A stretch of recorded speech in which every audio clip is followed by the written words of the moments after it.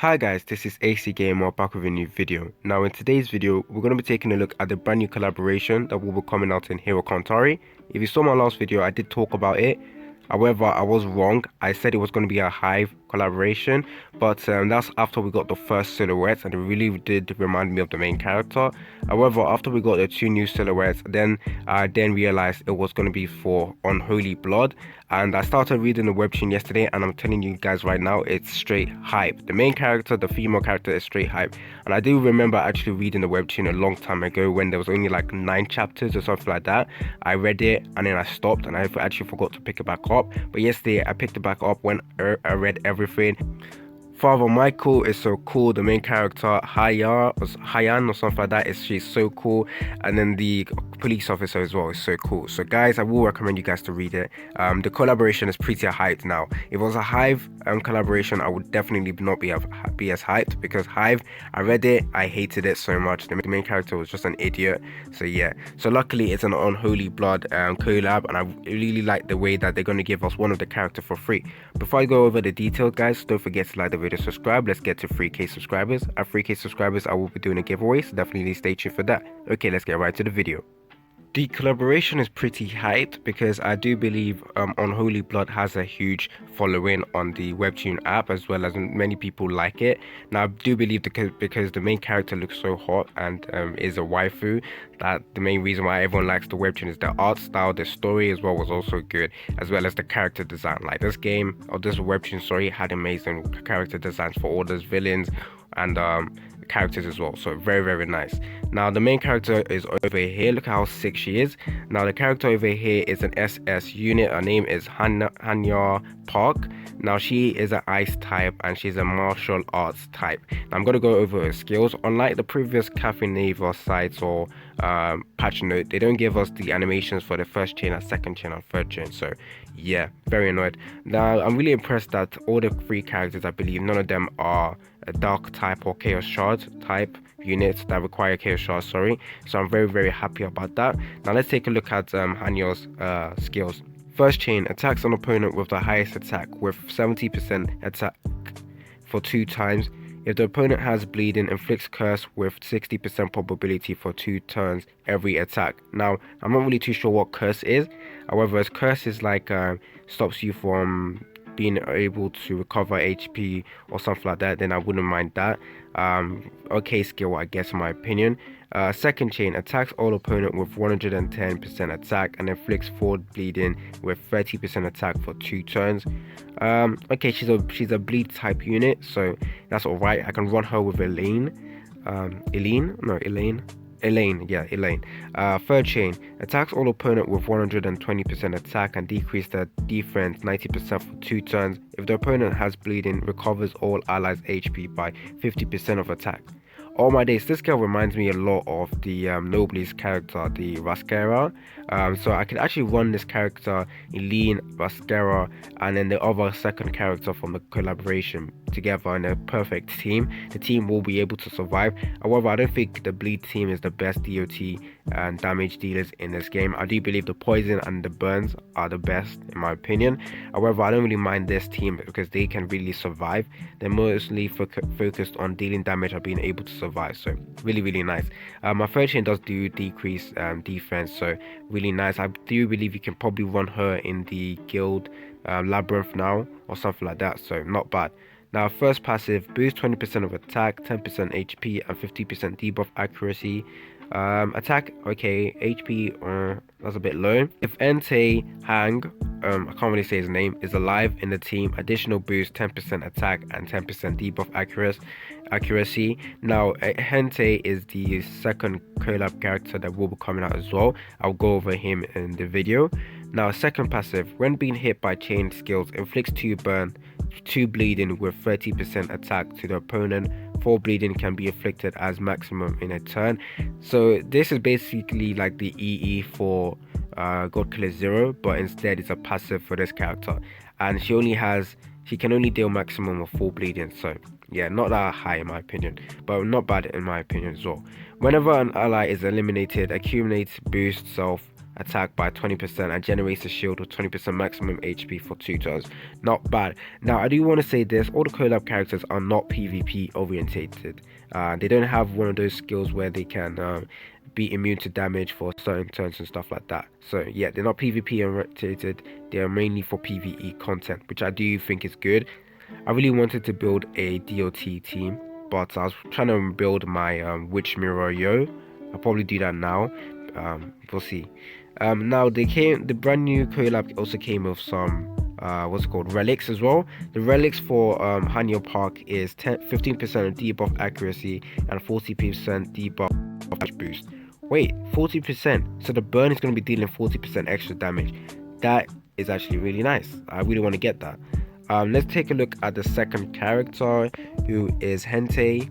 Oh, okay. So all the characters also have their own hero dungeons, so really nice. And I do believe, unlike the pair characters or the dual characters we got, you can actually use your gold tickets or gold coins, gold medals to get more shots for this character.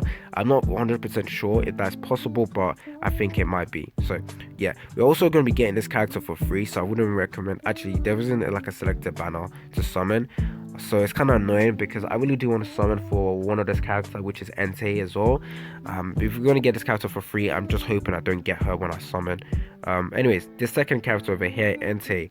Now what does he do? Is an SS Ice type. He's a weapon unit, so same as Eileen. Now let's take a look at his chain. First chain skill, attacks all opponent with 70% attack and boosts self 30% attack for 2 turns. Not bad. Second chain, pierce attack all opponents with 120% attack. If the opponent has bleeding, inflicts 5% of additional damage per an additional debuff, up to 10 debuffs, and removes HP as much as given. Not bad, not bad.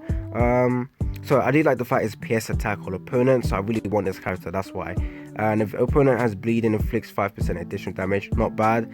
As well as applies debuff up to 10 debuffs, which is pretty good in my opinion. And then it also recovers HP of himself. Now this guy is so good for PvE, not PvP, PvE. Maybe he's good for PvP, I don't really think so though. So third chain, attacks all opponent with 110% attack.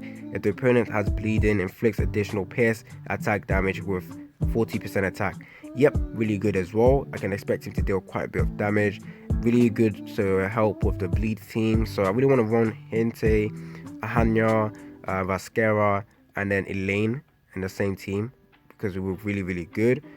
Passive. His first passive boosts 20% attack, 10% crit hit damage, and 10% crit hit rate. If Hanyo Park is alive in the team, additional boost 10% attack and 10% crit hit damage. Not bad. Second passive skill, sorry. When being hit, the hero's next attack becomes an absolute attack for 1 turn, which ignores 40% of damage deflection and damage and debuff resist. If the opponent has bleeding, the damage is boosted by 30%. That is the main reason why I want this character. He is going to be dealing a massive amount of damage in the bleed team, so I really want this character. He's just going to be a good, so I really want him really badly, sorry. The banners unfortunately does not let us select which character we want to go for, so I'm kind of annoyed about that. Now let's take a look at this character over here, Father Michael, who is such a cool character. I'm hoping it did. I don't want to spoil it. I don't want to spoil it. Anyway, I really like this art style. I think out of the new characters, his art style is just amazing in my opinion. Look at that. Look at this guy. Anyways, let's take a look at his skills. Oh wait, I should have gone over his own relic. So his relic is 10% crit hit damage and 10% attack buff boost for Unholy blood heroes in battle. So really nice. Now let's take a look at Father Michael. He is a fire type unit, it's a weapon type unit. So first chain, attacks an opponent with 130% attack, boosts self crit hit damage by 20% for 2 turns. Second chain skill, attacks an opponent with 180% attack and extends all debuff on the opponent for 2 turns. Now when I originally read that skill, I was thinking, oh, this guy's a supportive class unit, he's not going to be dealing damage, he's just going to be useless. I wasn't really too hyped about him, but then I looked at his passive and I do think it's okay, and the amount of attack stats he does have seems to be high, so I do expect him to deal a bit more damage than all those units that do apply extended debuff. So yeah, third chain, attacks an opponent with 230% attack and inflicts 5 burns with 30% attack for 2 turns. This attack unconditionally occurs as a crit hit. Really nice. You want to build this guy with a crit hit damage set. First passive, 20% attack, 10% crit hit damage, and 10% crit hit boost. Second passive skill, when being hit, the hero's next attack becomes an absolute attack for one time, which ignores 40% of damage, deflection, and debuff resist, inflicts 10% of additional damage, 200% at maximum per an applied buff burn on the opponent when the hero uses second chain of virtue. These two characters that we're seeing are really good. I'm pretty sure maybe those two characters are better than the main character or the character we're going to be getting for free. So yeah, I'm going to see about that. Now let's take a look at the relics he's going to be getting, which is accumulates boost 8% attack when crit hit occurs one time per a chain skill up to 40%. There's also a relic that they're going to be giving out, which is boost all allies 10% attack and 10% debuff resist. Really good. You can use this on any other units. Now yeah, hero dungeons will be available for all these unholy blood heroes. Is there anything else to talk about? Let's see. I've talked about the relics. Yep, really talked about that. The 7-day attendance events for this collaboration is pretty hype in my opinion. Let me show you what it says there. So for day 1, you're going to be getting 1 million gold. Day 2, you're going to get an equipment summon ticket free. Day 3, memory of crafting relic 30. Day 4, essence of dimension 15. Day 5, shard selection chest 1. And day 6, advancement materials 1000. And day 7, SS on your park, which is the free SS unit you will be getting. Now the brand new event as well is going to be bringing out a dungeon stage. Now I'm not really too sure what type of accessories or stuff we can get from there. It doesn't look like we will be able to get some summoning materials, so I'm pretty upset about that. But I'm hoping there is some way for us to summon for free, because I'm kind of broke and I really don't want to top up. I've already said this multiple times, especially with the banner being out. That's going to be out with which you can't select which character you want. I'm pretty upset about that. Let's see. There's vampire special events. For this it says acquire Hanya Park, Entei, Hang, and Father Michael. You get a event relic. What's going on here? Second one, if you achieve them to level 90, you get another relic, which is what's going on here. The one I talked about, which gives us then 15% attack boost and 10% debuff resist or whatever. If you get them to level 100, you will get another relic, the same one. 105, you will get another relic, as well as an SS, this guy over here. Personally, I wanted this guy for collection purposes. I'm not really too sure it's going to be dealing like quite a bit of damage or anything like that, but his attack stats is pretty high, as well as his life and armor. So wow, what is this? If we get them to level 105, which I don't think I'm going to be doing, this is basically a cash grab in my opinion. Oh come on game, what are you doing? I don't really care about his skills, because just not many people are going to be able to get him, and I don't know if he's going to be good. Third chain, attacks on opponent with 40% attack and fought on opponents with an ally with the highest attack. The percentage for his attack are pretty low in my opinion, so you don't really want to, you probably won't see him in any teams or stuff like that. I don't really know what type of role he's going to be having in the game, but yeah, I really wanted him for collection purposes, but I guess they're not going to give us for free. We're going to be getting this Valentine event. It's called Dookie Hotbox event. Okay, let me go to another section where you can take a look at what the event dungeon is going to be like. Now let's take a look at the brand new collaboration events that will be coming out. Let's see if we can get some summoning equipment or materials from here, because I don't have enough resources. I've said this multiple times. Repeated box clear, blah blah blah blah. Story mode. Okay, let's see. The story mode will be displayed. You will get assigned one white blood hero. We have to use white blood heroes to summon to play this event, so I kind of don't like that, but I do believe they will give us one if we don't have one. Repeated mode. Actually, let's see, what type of resources is this? Over here, this section is what rewards we're going to be getting. Pieces of remnants, corridor of remnants. I don't know if that's like summoning material. Corridor of remnants again. Background skin, orbs of collaboration. Okay, the orbs of collaboration is for reward free over there, so we'll be able to get 5, 10, 15, 20, 25, 30, 35, 40, 45, 50. So we can get 50, so like one multi. Repeated mode over here. This rewards you get one corridor of remnants tickets. Still not sure what the remnants of tickets will be used for. Oh, okay, it's a shop. There's gonna be a shop where you can use all the stuff, the corridor of remnant stuff. You can buy Hanya Park memory, as well as Hente Hung memory, Father Michael memory, as well as SS memory stones.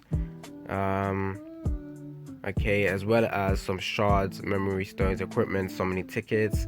Yes, that is all. I don't really know how I feel about this collaboration, to be honest. I don't like the fact that we can't summon on some selected banners for the characters so we can pick which character we want to go for, because if I get Annual Park again after I reach the end of the banner, I will be upset, and if there's no way for me to get some summoning tickets without spending, I'm gonna be upset because I really do want those characters. I wouldn't say they're meta changing or anything like that, but the two characters, the father Michael as well as Hente, they do have this ability where they can do absolute attack for one turn and stuff like that. So yeah, I really do want those characters. Probably would have to spend money for that stuff, which I don't really want to. But yeah, that is all there is to the collaboration. Tell me if you guys are excited. Tell me if you're going to be hyped. Tell me if you're going to read the webtoon as well, because I currently have, and I'm going to be sticking with it. It's been a boy, AC Gamer, and I'm out.